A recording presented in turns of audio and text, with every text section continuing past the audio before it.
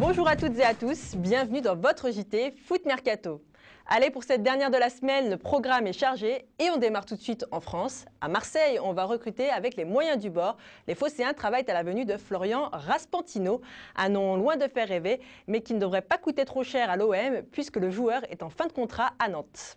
Avec l'arrivée de ce milieu offensif, les Olympiens pourraient compenser le départ de Morgan Amalfitano ou de Mathieu Valbuena. La vente de l'un des deux Marseillais représenterait un bon moyen pour l'OM de renflouer ses caisses et le club phocéen en a bien besoin.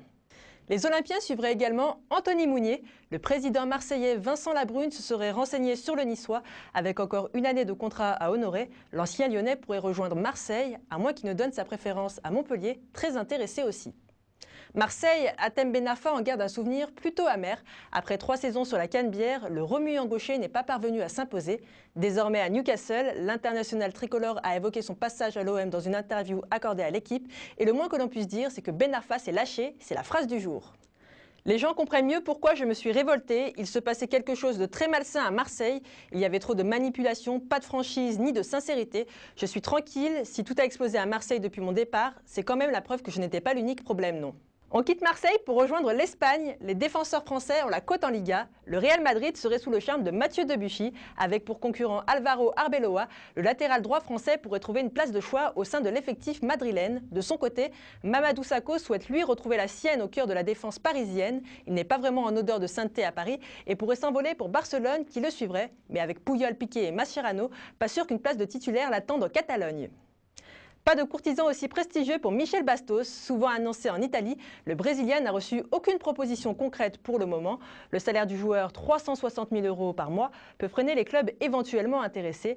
De quoi inquiéter l'OL qui espère tirer le maximum de la vente du gaucher. Il existe encore des pistes en Italie, mais l'agent du Brésilien assure qu'un départ n'est pas à l'ordre du jour.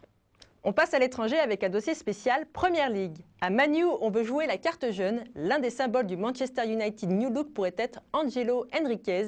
Ce jeune Chilien de 18 ans serait plus qu'apprécié par Sir Alex. Avec la venue d'Henriquez, les Red Devils pourraient étoffer une attaque qui a déjà fière allure avec Chicharito, Rooney et Welbeck. À Arsenal, avant de penser mercato, on veut avant tout garder Robin van Persie.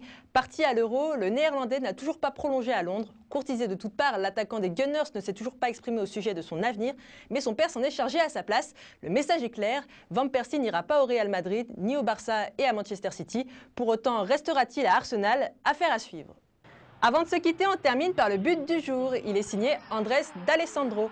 Avec ce coup franc, l'Argentin qui évolue à l'international Porto Alegre a marqué le seul but de la partie face à Sao Paulo. Je vous laisse admirer le missile envoyé par le gaucher. Ce JT Foot Mercato est désormais terminé. Merci à vous de l'avoir suivi. Pour plus d'infos et de vidéos, une seule adresse, footmercato.net. Je vous souhaite un bon week-end et on se retrouve dès lundi, même heure, même site.